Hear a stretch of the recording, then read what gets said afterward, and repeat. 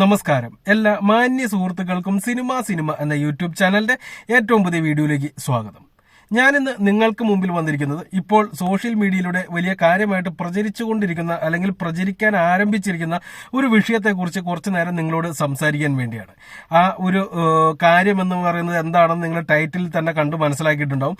അതായത് മമ്മൂട്ടി നായകനായിട്ട് മറ്റൊരു ചരിത്ര സിനിമ കൂടി വരുന്നു. MT വാസുദേവൻ നായരുടെ തിരക്കഥയിൽ ഹരിഹരൻ സംവിധാനം ചെയ്തുകൊണ്ട്. ഈ ഒരു വാർത്ത സത്യമാണോ എന്ന് വെച്ചാൽ വാർത്ത സത്യമാണ്. ഇത് വലിയ കാര്യമായിട്ട് തന്നെ സോഷ്യൽ മീഡിയയിലൂടെ പ്രചരിക്കുന്നുണ്ട്.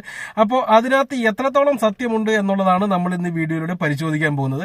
അപ്പോൾ നമുക്ക് ഡയറക്റ്റ് വീഡിയോയിലേക്ക് കടക്കാം. അതിനു മുമ്പ് ചെറിയ ഒരു റിക്വസ്റ്റ്, നിങ്ങൾ ആദ്യമായിട്ടാണ് ഈ ചാനൽ കാണുന്നത്, അതല്ല ഇനിയും നിങ്ങൾ ഈ ചാനൽ സബ്സ്ക്രൈബ് ചെയ്യാത്ത വ്യക്തിയാണ് എന്നുണ്ടെങ്കിൽ ദയവ് ചെയ്ത് ഈ ചാനൽ ഒന്ന് സബ്സ്ക്രൈബ് ചെയ്യണമെന്ന് ഞാൻ നിങ്ങളോട് വിനീതമായി അഭ്യർത്ഥിക്കുന്നു. ഓക്കെ, അപ്പൊ നമ്മൾ കാര്യത്തിലേക്ക് വരുന്ന സമയത്ത് ഏറ്റവും കൂടുതൽ വാർത്താ പ്രാധാന്യം കിട്ടാൻ സാധ്യതയുള്ള ഒരു വാർത്തയാണ് മമ്മൂട്ടിയും MTയും ഹരിഹരനും വീണ്ടും ഒന്നിക്കുന്നു എന്നുള്ളൊരു വാർത്ത. അതിന്റെ ഏറ്റവും വലിയ കാരണം എന്ന് പറയുന്നത് ഈ ടീം ഇതിനു മുമ്പ് ഒരുമിച്ചപ്പോഴൊക്കെ വലിയ ക്ലാസിക്കുകളാണ് നമുക്ക് കിട്ടിയത്. അത് ഏറ്റവും സിമ്പിളായിട്ട് തന്നെ പറയുകയാണെന്നുണ്ടെങ്കിൽ ഒരു വടക്കൻ വീരഗാഥ എന്ന് പറയുന്ന ഒരു മനോഹരമായിട്ടുള്ള സിനിമ.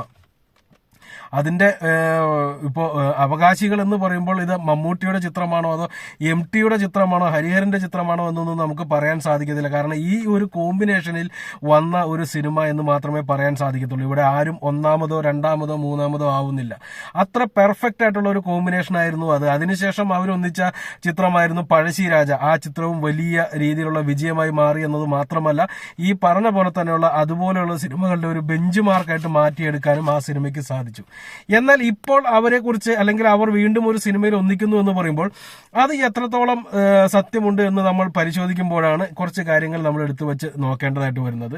ഏറ്റവും ആദ്യം തന്നെ പറയട്ടെ, ഒരു സിമ്പിളായിട്ടൊരു ഉദാഹരണം പറയുകയാണ് എന്നുണ്ടെങ്കിൽ, അല്ലെങ്കിൽ വളരെ ചുരുക്കി പറയുകയാണ് എന്നുണ്ടെങ്കിൽ, അങ്ങനെ ഒരു സിനിമ ഇനി നടക്കാൻ പോകുന്നില്ല. അത് ഫാൻസുകാരായിട്ടുള്ള ആളുകൾക്ക് ചിലപ്പോൾ അത് കേൾക്കുമ്പോൾ വലിയ ദേഷ്യമൊക്കെ വന്നേക്കാം. പക്ഷെ റിയാലിറ്റി മനസ്സിലാക്കി പെരുമാറുക എന്ന് മാത്രമേ പറയാനുള്ളൂ. എനിക്ക് തോന്നുന്നത് ഇത് ഏതെങ്കിലും ഫാൻസ് പേജുകളിൽ ആരെങ്കിലും പടച്ചുവിട്ട ഒരു വാർത്തയായിരിക്കാം. ആ വാർത്ത എടുത്തുകൊണ്ട് ഏതെങ്കിലും ഓൺലൈൻ ന്യൂസ് പോർട്ടലുകളോ അല്ലെങ്കിൽ ഏതെങ്കിലും യൂട്യൂബ് ചാനലുകളോ ഇതിനെക്കുറിച്ച് വാർത്ത ഇട്ടിട്ടുണ്ടാവാം. അത് മാത്രമാണ് ഈ ഒരു വിഷയത്തിലുള്ള ഒരേ ഒരു ആധികാരികത എന്ന് പറയുന്നത്.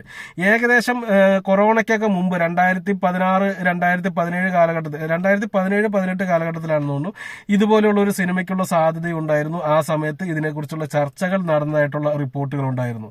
എന്നാൽ പിന്നീട് കൊറോണ വന്നു. ഏകദേശം 4 വർഷത്തോളം നഷ്ടപ്പെട്ടു. അതിനുശേഷം വീണ്ടും സിനിമ സജീവമായി വന്നു എന്നൊക്കെ ഉണ്ടെങ്കിൽ പോലും വർഷങ്ങൾ കഴിയുന്നതനുസരിച്ച് മമ്മൂട്ടി എന്ന് പറയുന്ന താരത്തിന്റെ പ്രായവും വർദ്ധിച്ചുകൊണ്ടിരിക്കുകയാണ്.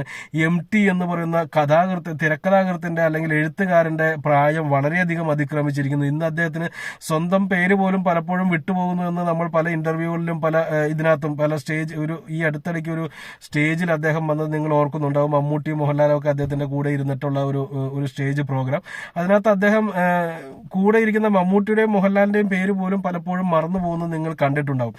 അപ്പോൾ അങ്ങനെയുള്ള ഒരു വ്യക്തിയുടെ സിനിമ ഈ സമയത്ത് നടക്കും എന്നുള്ളത് നിങ്ങളൊന്ന് ചിന്തിച്ചാൽ മാത്രം മതി.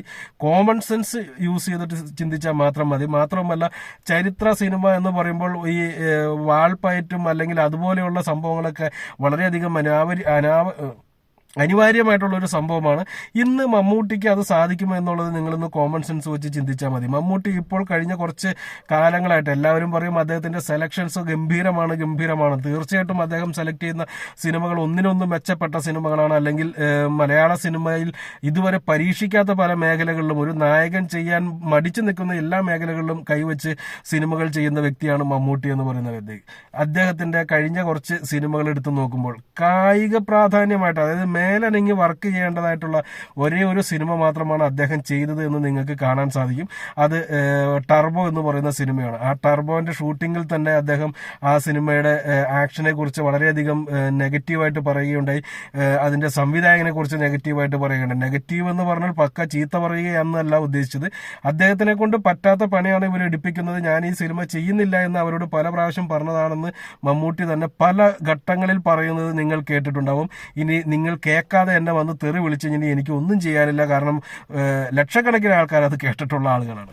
അപ്പോൾ എന്ത് തന്നെയായാലും അപ്പോൾ അങ്ങനെ അദ്ദേഹം പറയാനുള്ള കാരണം ഒരു തമാശ രൂപേണയാണ് പറഞ്ഞത് എന്നുണ്ടെങ്കിൽ പോലും അങ്ങനെ അദ്ദേഹം പറയാനുള്ള കാരണം അദ്ദേഹത്തിനെ കൊണ്ട് അത്രയധികം വർക്ക് ചെയ്യിപ്പിക്കുക അല്ലെങ്കിൽ അത്രയധികം ആരോഗ്യപരമായിട്ടുള്ള കാര്യങ്ങൾ ചെയ്യിപ്പിക്കുക എന്ന് പറയുന്നത് കുറച്ച് ബുദ്ധിമുട്ടുള്ള ഒരു കാര്യം തന്നെ. നിങ്ങളൊന്ന് ചിന്തിച്ചാൽ മതി, 10-72 വയസ്സുള്ള ഒരാൾ നിങ്ങളുടെ വീടിന്റെ അടുത്തുണ്ട് എന്നുണ്ടെങ്കിൽ അയാൾ എങ്ങനെയായിരിക്കും കായികമായിട്ട് ഫിറ്റ് ആയിരിക്കുക എന്ന് നിങ്ങൾക്ക് ഊഹിക്കാവുന്നതേ ഉള്ളൂ.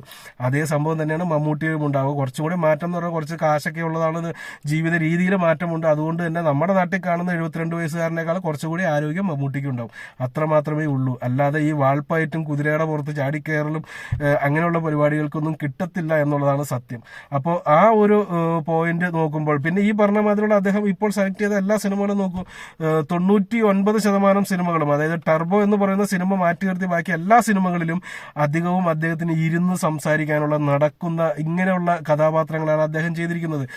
ഒരു മാറ്റം എന്ന് നമുക്ക് വേണമെങ്കിൽ കണ്ണൂർ സ്ക്വാഡ് എന്ന് പറയുന്ന സിനിമയിൽ കാണാം. പക്ഷെ കണ്ണൂർ സ്ക്വാഡ് എന്ന് പറയുന്ന സിനിമയിൽ ആക്ഷൻ രംഗങ്ങൾ ഉണ്ട് എന്നുണ്ടെങ്കിലും ആക്ഷൻ രംഗങ്ങൾ മാറ്റി നിർത്തിയിട്ട് നിങ്ങൾ നോക്കുകയാണെങ്കിൽ അദ്ദേഹം കാറിലിരുന്ന് സംസാരിക്കുന്നു, നടക്കുന്നു, ചിന്തിക്കുന്നു, ഇങ്ങനെയുള്ള സംഭവങ്ങളാണ് അദ്ദേഹത്തിന് ഏറ്റവും കൂടുതലായിട്ടുള്ളത്. ഈ ചടുലമായിട്ടുള്ള മൂവ്മെന്റ് ആ സിനിമയിൽ കാണിച്ച ആ 2 ആക്ഷൻ രംഗങ്ങൾ ഒഴിച്ചാൽ വേറെ ഒന്നും തന്നെ ഇല്ല. ഭീഷ്മപർവം ആക്ഷൻ സിനിമയാണ് എന്നുണ്ടെങ്കിലും ആ ഭീഷ്മപർവത്തിലെ ആക്ഷൻ രംഗങ്ങളൊന്ന് എടുത്തു നോക്കി കാണുക. അല്ലെങ്കിൽ ആ സമയത്ത് തന്നെ ഉണ്ടായിരുന്നു മമ്മൂട്ടി വെറുതെ കട്ടിൽമ കിടക്കുകയാണ് എന്നുള്ള ഒരു നെഗറ്റീവ്. പക്ഷെ സത്യത്തിൽ ഭീഷ്മപർവം എന്നുള്ളൊരു പേര് വരാൻ കാരണം അത് തന്നെയാണ്, അദ്ദേഹം അങ്ങനെ കിടക്കുന്ന ഒരു കഥാപാത്രമായിട്ടാണ്. അത് ചിന്തിക്കാതെയാണ് പലരും നെഗറ്റീവ് കമന്റുകൾ അടിച്ചത്. അപ്പോൾ എന്ത് തന്നെയായാലും അങ്ങനെയുള്ള സിനിമകളാണ് മമ്മൂട്ടി ഇന്ന് തെരഞ്ഞെടുത്തിരിക്കുന്നത് അല്ലെങ്കിൽ അദ്ദേഹം ചെയ്തുകൊണ്ടിരിക്കുന്നത്. ഇനി അദ്ദേഹത്തിന് ഈ പറഞ്ഞ മാതിരിയുള്ള ചെറുപ്പക്കാരനാക്കി കൊണ്ടുവരിക, ഫൈറ്റ് ചെയ്യിപ്പിക്കുക എന്നൊക്കെ പറഞ്ഞ ഫാൻസുകാർക്ക് വലിയ താല്പര്യമുള്ള കാര്യമായിരിക്കാം. പക്ഷെ പോസിറ്റീവ് ഇതായിട്ട് വരുമെന്ന് എനിക്ക് തോന്നുന്നില്ല. നടപടിയാക്കി കൊണ്ടുവരാൻ സാധിക്കുമെന്ന ഒരു കാര്യമായിട്ട് എനിക്ക് തോന്നുന്നില്ല. പിന്നെ ഹരിഹരന്റെ കാര്യം, ഹരിഹരൻ എന്ന് പറയുന്ന വ്യക്തി കുറെ കാലങ്ങളായിട്ട് അദ്ദേഹം എവിടെയാണ് എന്ന് പോലും തന്നെ ആർക്കും അറിയത്തില്ല. കാരണം അദ്ദേഹം പഴശ്ശിരാജയ്ക്ക് ശേഷം അമേരിക്കയിൽ പോയി എന്തോ പുതിയൊരു ടെക്നോളജിയൊക്കെ പഠിക്കാൻ പോകുന്നു, ഏതോ സിനിമ മേക്കിങ്ങിന്റെ എന്തോ സംഭവമൊക്കെ പഠിക്കാൻ പോകുന്നു എന്നുള്ളൊരു വാർത്ത കേട്ടിരുന്നു. അദ്ദേഹം അത് കഴിഞ്ഞ് തിരിച്ചു വന്നു എന്നുള്ളൊരു വാർത്ത കേട്ടിരുന്നു. പക്ഷെ അതൊക്കെ കഴിഞ്ഞിട്ട് ഇപ്പോൾ കാലങ്ങൾ 7-8 വർഷമായിരിക്കുന്നു. പിന്നീട് അദ്ദേഹം ഒന്നും തന്നെ ചെയ്തതായിട്ട് കാണുന്നില്ല. ഇനി അദ്ദേഹത്തിന് ഈ പറഞ്ഞ മാതിരി തന്നെ MTയുടെ ഒരു തിരക്കഥ കിട്ടിയാൽ മാത്രമേ ഹരിഹരൻ എന്ന് പറയുന്ന സംവിധായകൻ എന്തെങ്കിലും ചെയ്യാൻ സാധിക്കുന്നതായിട്ട് ഇതുവരെയുള്ള ചരിത്രം നോക്കിയപ്പോൾ മനസ്സിലായിട്ടുള്ളൂ. അദ്ദേഹം MTയുടെ തിരക്കഥ ഇല്ലാത്ത സമയത്ത് ചെയ്തപ്പോഴൊക്കെ വലിയ നെഗറ്റീവായിട്ടുള്ള റിയാക്ഷൻസ് ആണ് തിയേറ്ററുകളിൽ നിന്ന് കിട്ടിയത്. മോശം സിനിമയാണെന്ന് പറയുന്നില്ല, പക്ഷെ ഓൾമോസ്റ്റ് എല്ലാ സിനിമകളും പരാജയമായിരുന്നു എന്നുള്ളത് വളരെ വലിയ സത്യമാണ്. തുടക്കകാലത്തല്ല, ഒരു ഘട്ടം കഴിഞ്ഞിട്ട് ഇങ്ങോട്ട് നോക്കുന്ന സമയത്ത്. അപ്പോൾ ഇതെല്ലാം നോക്കുന്ന സമയത്ത് എനിക്ക് തോന്നുന്നില്ല തീർച്ചയായിട്ടും MT എന്ന് പറയുന്ന എഴുത്തുകാരനെ കൊണ്ട് ഇനി ഒരു സ്ക്രിപ്റ്റ് എഴുതാൻ സാധിക്കുമെന്ന് തോന്നുന്നില്ല. അദ്ദേഹത്തിന്റെ എഴുതി വച്ച സ്ക്രിപ്റ്റുകളാണ് ചെയ്യേണ്ടത് എന്നുണ്ടെങ്കിൽ പോലും അദ്ദേഹത്തിന്റെ ഒരു കോൺട്രിബ്യൂഷൻ ഇല്ലാതെ അതിനകത്ത് ചെയ്തു കഴിഞ്ഞാൽ അത് എത്രത്തോളം സക്സസ് ആകുമെന്ന് എനിക്ക് തോന്നുന്നില്ല. മമ്മൂട്ടി എന്ന് പറയുന്ന താരത്തെക്കുറിച്ച് ഇതുപോലെയുള്ള ചരിത്ര സിനിമ അല്ലെങ്കിൽ പിന്നെ ഈ ചരിത്ര സിനിമ എന്ന് പറയുമ്പോൾ ഏതെങ്കിലും രാജാവ് വെറുതെ കസേരയിൽ ഇരിക്കുന്നതോ നടക്കുന്നതോ ഒക്കെ ആയിട്ടുള്ള സംഭവമായിട്ട് മാറ്റണം. അങ്ങനെ ഒരു മസിൽ പിടിച്ച് ചെയ്യുമെന്ന് എനിക്ക് തോന്നുന്നില്ല. അത് മിക്കവാറും ഒരു കരക്കമ്പി മാത്രമായിട്ട് ഒതുങ്ങാനാണ് സാധ്യത എന്നാണ് എനിക്ക് പറയാനുള്ളത്. അപ്പോൾ അടുത്തൊരു വീഡിയോ ആയിട്ട് വീണ്ടും കാണാം. അതുവരെ നിങ്ങളുടെ അഭിപ്രായങ്ങൾ താഴെ രേഖപ്പെടുത്തുമെന്ന് വിശ്വസിക്കുന്നു. നന്ദി, നമസ്കാരം.